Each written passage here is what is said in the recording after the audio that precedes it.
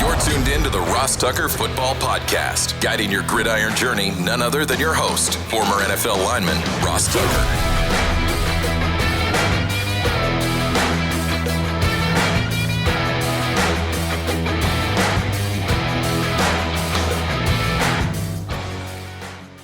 Oh, yeah, it is. But it's not just any Ross Tucker Football Podcast. It never is. It's a Wisdom Wednesday. So fired up to talk momentarily with Chris Long. We actually did the interview yesterday. Can't wait for you guys to hear it. It went a little bit longer than I was expecting, so I'm turning it into a two-parter because Chris Long is that awesome. I need to even have him again. I mean, this could have been like a three-parter or a four-parter. Awesome guy, longtime NFL D-end. We got into some deep, interesting conversation. Really excited for you guys to check it out momentarily. I should mention, by the way, a couple things before I forget. Next week, we go daily, Monday through Friday. So mark your calendars, mark your whatever. We'll still have Greg every Thursday. Mondays, I'll typically be giving you my takeaways from all of the action in the NFL. Fridays are my picks Friday and talking about the Thursday night game. Greg on Thursdays will have a rotating cast of characters, including active players, on Wisdom Wednesdays. Tuesdays, of course, power rankings. That'll be fun to do my first power rankings next week. Always enjoy doing that. Two other things of note. Labatt Blue Light is delicious. You should drink it this weekend, Labor Day weekend, with your friends. Live life to the power of we. Always enjoy responsibly, of course. Beer, Labatt USA, Buffalo, New York. But I mean, come on. We're talking about Labor Day weekend. Is there a better beer to grill out with than Labatt Blue Light? I say no. Then we've got Maddens. We're giving away Maddens like it's candy right now. You guys need to step up and get one. So first of all, we gave away one on Twitter, at Ross Tucker NFL, at Ross Tucker Pod. Then I'm announcing right now our second Madden. These are not just Madden, by the way. These are Madden Deluxe. And it's at MN Fan of the Fix, FIXX 8089. All we wanted was to subscribe to the YouTube page and comment. And he said, more Ross means more press box food reviews. Congrats on the big gig at CBS. Xbox One, please. Thank you. And in fact, we just posted on social media yesterday on Twitter, at Ross Tucker Pod. We're giving away another Madden this week. All you need to do is rate and review any of the shows on Apple Podcasts or Spotify. Just rate and review any of the shows, then send me an email, ross@rosstucker.com. That way you are automatically entered to win Madden number 3. Speaking of that email address, mnfanofthefix 8089, make sure you email me. We'll get you that Madden code. It's Big Show time. The Big Show. Well, I've been looking forward to this one for a while. I know I say it all the time, but this is one of those where I've probably had it down on my list to reach out to this guy, to have him on the show for like 2 years, especially with his show doing as well as it is. But then I realized I kind of know him, but I don't actually have his cell phone number. So it's like, how do you get at him? So finally I got at him, and I have him on the show. You know, I'm a long-time stud NFL player. I think I met him at the rookie symposium maybe. He was a panelist after his rookie year. So goes back quite a bit. You know him, you love him. Chris Long. Chris, what's up, man? How are you? Ross, dude, glad you hit me up. I'll come on anytime, bro. I love, like, we were just shooting the breeze off the Zoom here. You do great work. Loved hearing you on the Eagles broadcast recently. So actually, funny story about that symposium. I was in a rush to get ready to go down and speak on that panel. I slipped in the shower and almost tore my ACL. That would have been curtains up at the hotel there. Yeah, dude, it was crazy. I was trying not to limp down to the panel, but I'm glad you remembered it. That was a lot of fun, man. It's good to see you again. I think I remember you saying that. Yeah. When you got there to the pen, you're like, yo, I almost just tore my ACL. I almost was IR, dude. I don't know what would have happened, but player tears his ACL. Panelist tears his ACL at the rookie symposium. That wouldn't have gone over well. So I listen to your show sometimes on Monday mornings. I drive back from the Jersey Shore, and my wife and daughters are in the car sleeping. So I listen to your show sometimes. It's a cool show, man. I mean, obviously, I love your brother, too. The other guys that you have on. I listened to when you guys were teaching J.J. Watt how to do marijuana. That was unbelievable. Well, you know, it's funny. We land an interview like J.J. Watt. You're like, this guy's been asked everything. Well, I know one thing he hasn't been asked. And he was a good sport about it. I loved having J.J. on, man. You know, I played against him for a number of years. Didn't know what kind of guy he was just because, you know, some superstars, you don't really know what they're like. But I think he's just as his career's gone on, you've learned a lot more about him. Like, you know, the real JJ has kind of come out, and I think it's fun to see him joking and chopping it up and answering questions about pot. No question. Honestly, like, if I ever came on your show, that would be what I would want to ask you guys about. Yeah, really? I would describe myself, Chris, the exact same situation as JJ. You know, like curious, never really did it, but curious. You know, because it does seem like, and I don't want to go too far down this road, but it does seem like more people, even my age. I'm 44. You know, a couple kids, but more people my age. Feels like they're going that way instead of alcohol. It's hard because, you know, as an athlete, I think people look at it so counter to, like, what you do. And now, like, as a podcaster, somebody's got to crunch film and take notes and produce a pod and all that stuff.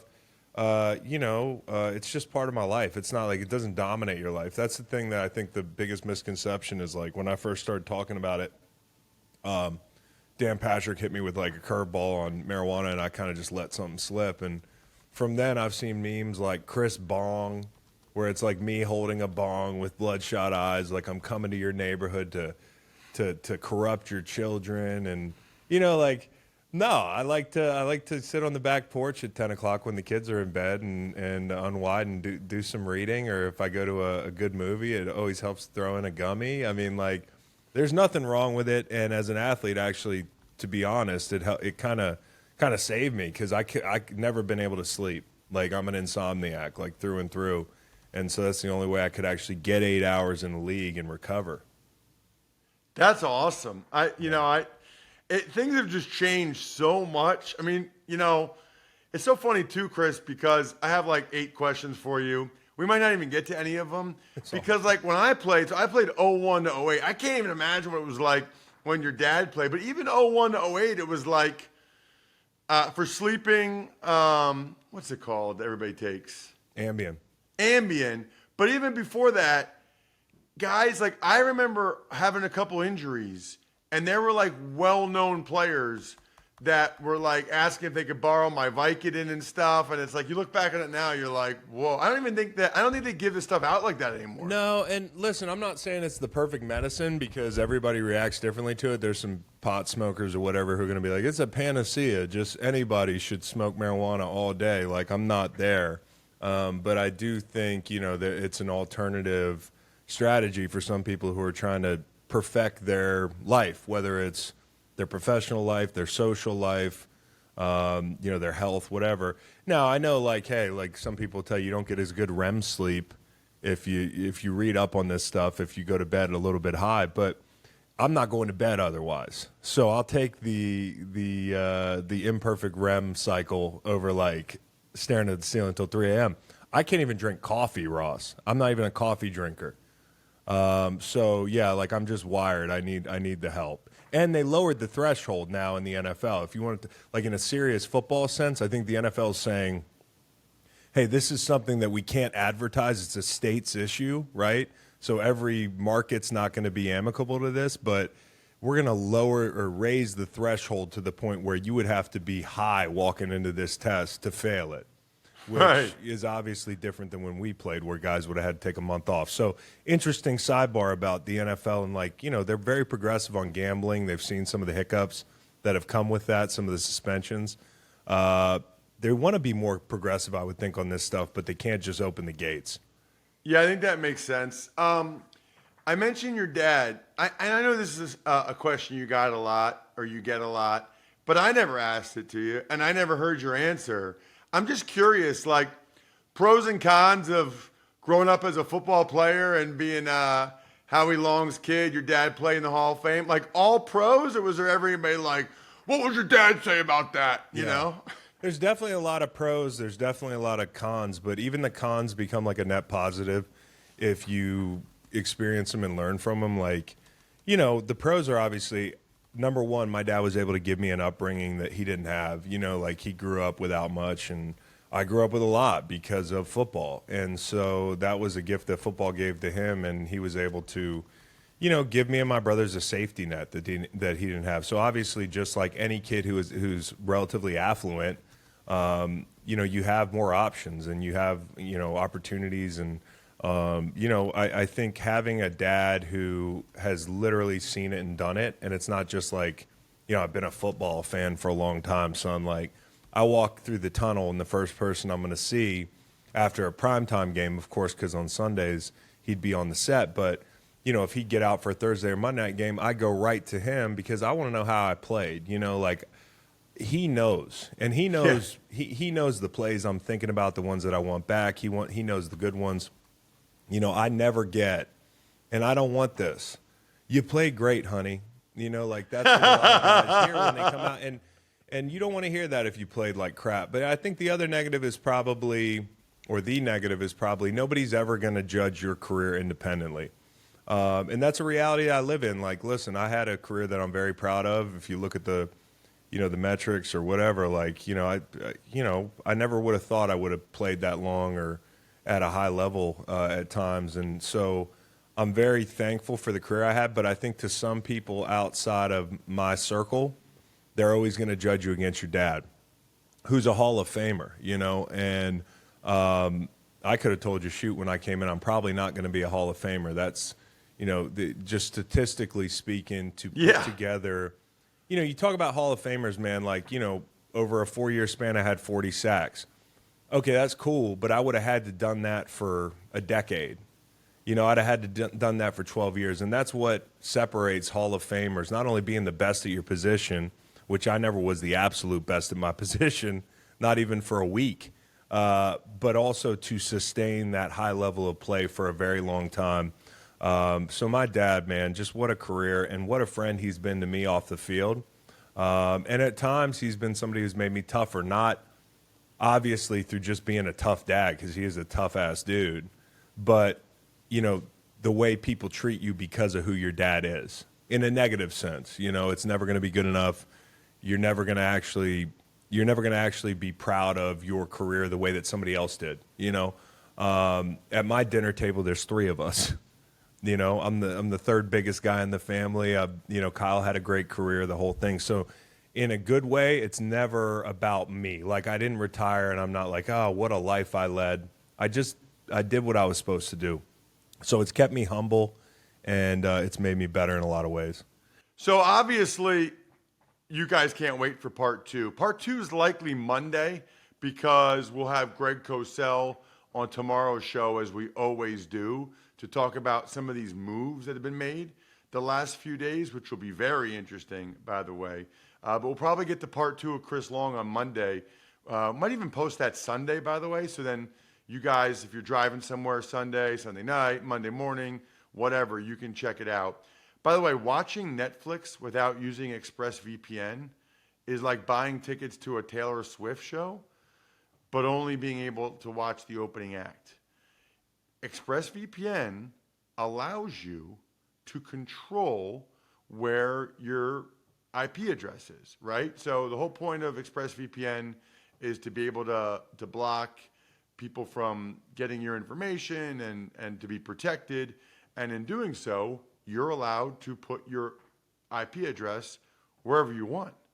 Well, based on that, there's all kinds of shows that are available in other countries that you can check out. Like, for example, my wife loves The Office. You can watch The Office on the UK version of Netflix. Very, very cool. Encourage you guys to do that. You guys know how I feel about ExpressVPN, especially with all these hotels and airports. Be smart. Stop paying full price for streaming services and only getting access to a fraction of their content. Get your money's worth at expressvpn.com/Tucker. You got to use my link, expressvpn.com/Tucker, to get an extra 3 months of ExpressVPN for free. Tuck's Takes. All right, Ross, we'll start with the Indianapolis Colts placing running back Jonathan Taylor on the PUP as no deal was made. This is a mess.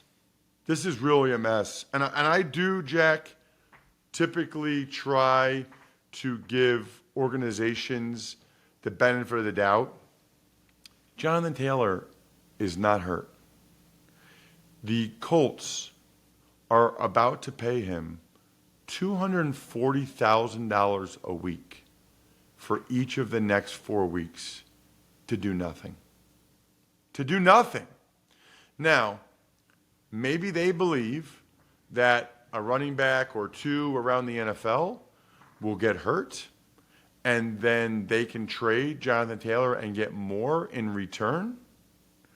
But you got to appreciate the irony here, right? That they don't want to give Jonathan Taylor a new contract.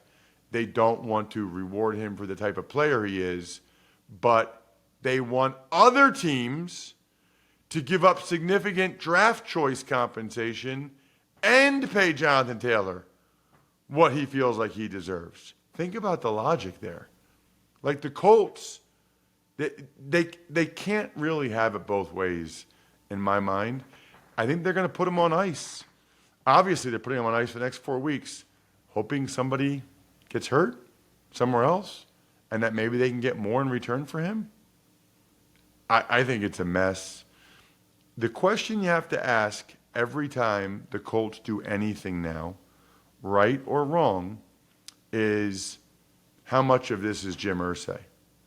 It's the point now where when you talk about Frank Reich or then Jeff Saturday or Chris Ballard or whoever, this feels like an owner-led organization.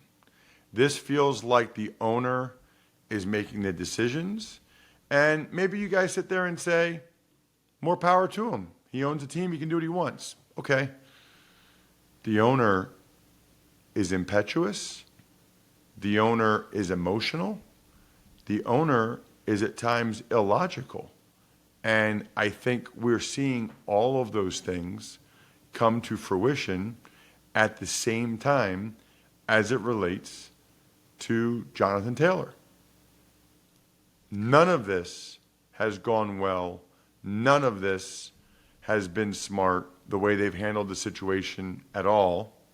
And now they're in a situation where they're going to essentially pay him $1 million for the next 4 weeks to just stand there and do nothing, which, by the way, this helps Jonathan Taylor. What do they always say about running backs? Oh, he's got too much wear and tear. I don't know how much tread on the tire he has left. This is perfect for Jonathan Taylor. He gets to go ahead and make money without having more touches. He's going to play at some point this year, and maybe it's 10 games, maybe it's 12, maybe it's 8, and he'll look great. And this won't affect his free agency after this year at all. So I think Jonathan Taylor has been handling this perfectly, and I think the Colts have been really, really screwing this situation up. Trade-a-palooza, we got a multiple trades of note. Browns trade a 7th-round pick for kicker Dustin Hopkins, and they cut Cade York. The Eagles swap 2025 picks for Broncos tight end Albert. Oh, I'm not even going to try to pronounce that last name. The Broncos trade for kicker Will Lutz. Patriots trade kicker Nick Folk to the Titans. Chiefs trade for defensive tackle Neil Farrell Jr. Patriots traded recently for 2 offensive linemen. The Rams trade for Steelers offensive guard Kevin Dotson. The Bears trade for offensive lineman Dan Feeney. And the Giants trade for Boogie Basham. Right. So what does this tell you? It tells you that most teams believe that they can get guys, if they want to upgrade their roster, they feel like they can find guys that get cut and upgrade it that way. There's not that many trades, right? I mean, and we'll get to this, but we still have teams that don't have backup quarterbacks. We still have teams that don't have punters, right? So, like, they're just going to sign guys or get guys. You only make a trade if you really feel like there's a hole on your roster and you really feel like you want to make sure you get a specific guy that you feel good about filling that role, right? So obviously these teams, they wanted what they believed to be good kickers. You know, Sean Payton's very familiar with Will Lutz, okay. You know, Vrabel really wanted a good kicker. He got Nick Folk. What's interesting to me there is that the Saints and the Patriots are both going with very unproven kickers. That's the thing I think is interesting there. The Eagles for Albert O is interesting too because now they have 4 tight ends. And I do think that tells you that they basically just didn't want to take the chance that somebody else would claim him off of waivers. They wanted him. The ones I think are most interesting to me are the Chiefs trading for a D tackle because obviously they feel like they're light there without Chris Jones potentially for a while. Patriots have 11 O-linemen on their roster right now after trading for these 2 young guys. I just like saying Boogie Basham, which is why I included him. The Rams needed a guard, so they got Kevin Dotson. And the Bears, I think, really wanted a swing inside guy, which was basically my role. I was basically like Dan Feeney when I was a player for those 7 years. Then we'll move to some of the more surprising cuts. The Cardinals cut quarterback Colt McCoy. Patriots cut backup quarterback Bailey Zappi. Bengals cut quarterback Trevor Siemian, and they will go Jake Browning as Joe Burrow's backup. The Bears cut both Nathan Peterman and P.J. Walker, and they'll go Tyson Bagent as their backup quarterback. Saints cut Bradley Roby. Giants released slot wide receivers Jamison Crowder and Cole Beasley. And the Texans cut linebacker Christian Kirksey. 3 of these here that I really like, or really want to talk about. The Bears cutting Peterman and P.J. Walker. Congratulations, Tyson Bagent. You know how hard that is, dude? You know how hard that is to be a D2 rookie with no experience, and the team cuts both guys that have started NFL games, been around for a few years. P.J. Walker got $2 million guaranteed, and the Bears still cut him to go with Bagent. You know, he got an opportunity, and he made the most of it. I am thrilled for that young man and his family. The Cardinals cutting Colt McCoy is just bizarre. I mean, how do they look at the guys, the veterans in the locker room, and tell them that they're trying to win games this year? They're doing everything they can to win games this year. That's a dangerous, slippery slope, I feel like, for Jonathan Gannon to be in right now. And the Patriots cutting back Bailey Zappi is interesting. I feel like they will be going ahead, and I said this last night on Twitter, Jack, they're gonna trade for Brian Hoyer for his 8th stint with the Patriots. That would be amazing. Almost as amazing as the fact that we got college football this weekend, and life's more fun when you're in on the action. Download the DraftKings Sportsbook app now.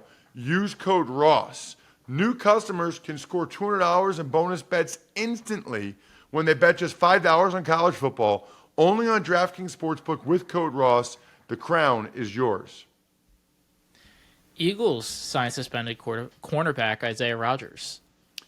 Very, very smart. Very, very smart.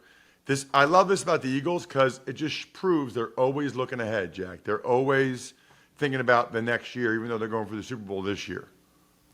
And we'll wrap things up. The Bills put edge rusher Von Miller on the PUP, and safety Damar Hamlin does make the final 53.